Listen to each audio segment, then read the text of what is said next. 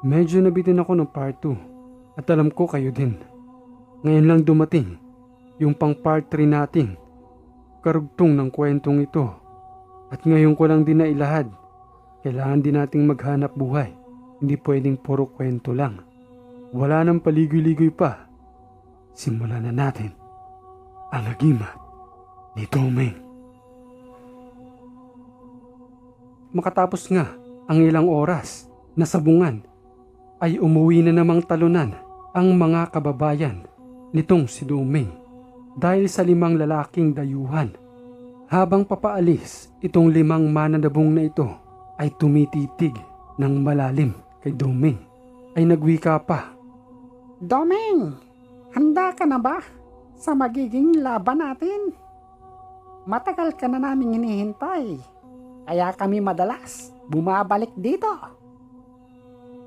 Wika ito nung lalaking dayuhan kay Domeng. Hayaan nyo, paghahandaan ko kayo. Sa ngayon, dito muna ako sa sabungan. Maglilinis at mag-aayos ako nito para sa inyo. Hintayin nyo ang paghahanda ko. Palaban na sagot ni Domeng. O siya, sige. Maghihintay kami sa susunod naming pagbabalik. Sana ay maging magkatunggali na tayo. Susubukan natin kung hanggang saan ang tibay mo at ng mga manok mo. Pang-aasar na sagot nito kay Domeng. Umalis na kayo at nandito kayo sa lugar namin. Ang lakas din ng loob nyo para manghamon. Hayaan nyo, pagbibigyan ko kayo sa susunod. Sabay umalis na ang 5 mananabong. Habang nagkukumpuni naman itong si Domeng ng mga bakod, ay nagwika ito sa kanyang gabay. Gabay, ano bang pwedeng itawag ko sa'yo kapag tatawagin kita? Domeng, tawagin mo na lang ako na Gabay. Yan na lang. At nandito agad ako. Tawagin mo lang ako sa pangalang iyan. Okay, sige. Gabay ang itatawag ko sa'yo. Simula ngayon, Gabay na ang pangalan mo. Paano nga palang gagawin natin ito? Nakapagsalita na rin ako dun sa 5 lalaki. Kahit sisiw na manok, wala akong hawak dito. Huwag kang mag-alala, Domeng. Ako ang bahala sa'yo. Katulad ng sinabi mo, kumuha ka ng manok na alaga ni Robert at palakihin mo. At pagdating sa hustong panahon ng manok na yan, ako na ang bahala. Sige. Sa ngayon, ang una kong gagawin ay pumunta sa bahay nila Robert para makahingi kahit isa man lang na sisiw ng manok na pwede nating alagaan. Pagkatapos ni Domeng na makumpuni ang sabungan at makapaglinis, dali-dali itong pumunta sa bahay ng kanyang pinsan na si Robert. Marta? Marta? Yuhu! Marta? Oy, Domeng! Bakit? Makikiusap sana ako kay Robert. Kung maaari makahingi ako ng isang manok na alaga niya rito ng panabong. Aalagaan ko lang kahit yung sisiw lang. Yung maganda-gandang sisiw na manok. Ganun ba? Ay saglit lang. Hindi ko alam yung mga sisiw ni Robert dito ng manok. Dahil matagal-tagal si Robert bago makauwi galing Manila eh. Oo nga eh. Yun din yung sabi niya sa akin eh. Bago niya iniwan sa akin yung sabungan. Sige, ganito na lang. Titingin ako sa likod at kung ano yung makita ko doon, yun na lang ibibigay ko sa'yo. Pagdating ni Robert, sabihin ko na lang na humingi ka ng isang sisiw. Sige, Marta, yun na lang. Ganun na lang yung gawin natin. Nakakapagtaka naman, Domeng. Hindi ka naman nagsasabong ah. Parang nawiwili ako mag-alaga ng manok. Nakikita ko kasi dun sa sabungan eh. Parang ang gaganda ng manok nila. Ganun ba? Sige, pupunta lang ako sa likod. Maya-maya pa, ay nakakuha na nga ng sisiw itong si Marta. Ito na lang yung ibibigay ko sa'yo. Magandang sisiw ito. Maraming salamat, Marta. Aalagaan ko ito, huwag kang mag-alala. Pakisabi na lang kay Robert, ha? At saka ito na lang rin siguro yung kapalit ng pag-alaga ko dun sa sabungan. Sige, Domeng. Sabihin ko na lang kay Robert. Sige, Marta, maraming salamat uli. Habang naglalakad si Domeng pauwi sa kanila, ay dala-dala niya itong sisiw ng manok na tila parang sisipunin pa. Gumawa itong si Domeng ng kulungan ng kanyang sisiw na alaga na yari sa kawayan.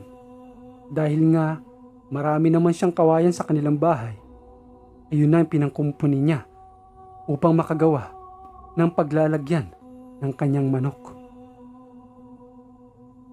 Makalipas ang 1 linggo ay pumunta ang asawa ni Robert sa bahay nila Domeng. Domeng! Domeng! Si Robert, buwan daw siyang hindi makakauwi. Matatagalan daw siya sa Manila sa kadahilanang may kailangan pa siyang asikasuhin. Kung maaari bantayan mo muna yung sabungan. Walang problema yon. Magbabantay lang naman ako doon at maglilinis. Makalipas ang ilang buwan na pagbabantay ni Domeng sa sabungan, ay bumalik na itong si Robert. Ay Domeng, pagpasensyahan mo na nga pala ha. Natagalan ako sa Manila. Marami akong inasikaso Para isahan na lang. Kaysa bumalik ako dito, mamamasahin na naman ako tapos babalik na naman ako sa Manila. Ayos lang yung pinsan, Robert. Walang problema yon. Basta ikaw. So paano yan, bukas? Ako na ulit magbabantay ng sabungan. Oo, pinsan. Ikaw na yung magbantay doon. Dito na ulit ako at magpo-focus na ulit ako sa pagkuha ng mga kawayan. Sige pinsan, maraming salamat ha. Ayun sinabi pala sa akin ni Mrs. na humingi ka raw ng isang manok. Malamang malaki na ngayon yun. Matagal niya nang sinabi sa akin yun Oo, malaki na Robert. Andyan nga sa gilid Tingnan mo. Oo nga no. Talisayang manok ito Ipanglalaban mo ba ito ng sabong? Baka ilabang ko ng sabong yan. Tsaka inalagaan ko yan para syempre magkaroon din ako ng manok. Nakita ko magagandang manok doon sa sabungan. Kaya nainganyo ako mag-alaga. Oo, ganun din ako kaya ang dami kong alagang manok sa bahay. Di pa paano yan? Yung binigay sa yung sahod nung aking amo. Sa'yo na yon. Pati yung manok na yan. Pasasalamat ko na sa'yo, Domeng, dahil hindi mo pinabayaan yung sabungan dyan at meron pa rin akong hanap buhay pagbalik ko. Walang problema yung pinsan. Basta ikaw. Sige pinsan Domeng, uuwi na ako. Maraming salamat uli.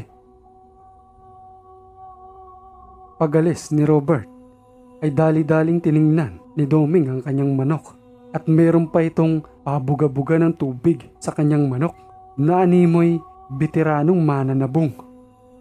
Domeng! Uy, ano ka ba? Nakakagulat ka naman. Bigla-bigla ka na lang nagsasalita dyan sa tenga ko. Ano? Handa ka na ba? Handa ka na bang ilaban ng manok na yan? Ako, matagal nang handa na puksain ang 5 mananabong na iyon. Marami nang pinipinsala yon dahil sa mga gamit nilang mga salita at mga pamamaraan. Ako handa na rin. Pero ang asawa ko mukhang hindi handa. Muntik pa ngang katayin ng manok na to Dahil ang akala niya, pinalaki ko to para ipang ulam lang. Sabay tawa naman ng kanyang gabay. Ikaw naman kasi Domeng. Hindi mo pa sinabi na gagamitin natin sa sabong yan. Kung sinabi mo na kaagad na dinirekta mo na, di wala tayong problema. Hayaan mo na. Makikita niya na lang na nilalabang ko na ng sabong yan. Tsaka hindi naman pumupunta yun doon. Siya. Ihanda mo na yung manok at sa mga susunod na araw, ilalaban na natin yan. Dumating na nga ang araw upang ilaban ang manok ni Domeng. Hoy Domeng, nandito ka pala sa sabungan. Oo, pinsan. Ilalaban ko itong manok na dala ko. Diyan sa 5 mandirigmang yan. Maya-maya pa ay lumapit na nga itong si Domeng sa 5 magsasabong. Pwede bang makalaban ng manok ko yung mga manok nyo? Sabay tingi na naman ng 5 magsasabong na dayuhan na ito. Sabay tawanan. Ayan ba yung manok na ilalaban mo sa amin? Mukhang pipitsogi naman yung manok mo. Tatagal kaya yan dito sa manok ko? Wika ito ng nagyayabang na dayuhan. Tingnan natin kung hanggang saan tatagal ang mga manok nyo. Sabay bawi naman nitong si Dongming. O sige, ikaw ang makakalaban ng manok ko kung matatalo mo ito. O sige, hahanapan ko lang ito ng tari dahil wala naman akong tari dito. Maya-maya pa ay lumapit na nga itong si Dongming sa magtatari upang hiramin ang tari nito na ikakabit sa manok niya.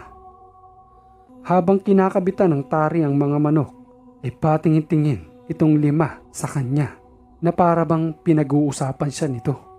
Dahil sa matagal na nga itong hinihintay nung 5 na makalaban itong si Dongming, ay siya ang unang lalaban sa sabong. Hanggang sa pumasok na itong si Dongming sa gate ng sabungan upang ibitaw ang kanyang manok na dala-dala. Sabay bulong naman ito ng kanyang gabay.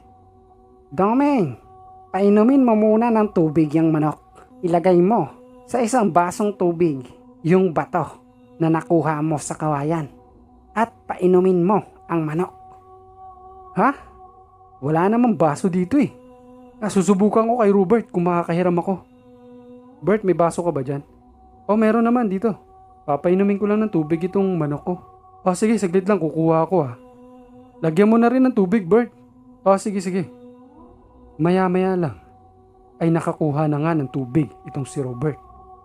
At inilagay ni Dongming ng pasimple ang bato sa loob ng baso habang pinapainom itong manok niya. Abangan ang susunod na part, mga kahiwaga, dito sa Ang Agimat ni Dongming.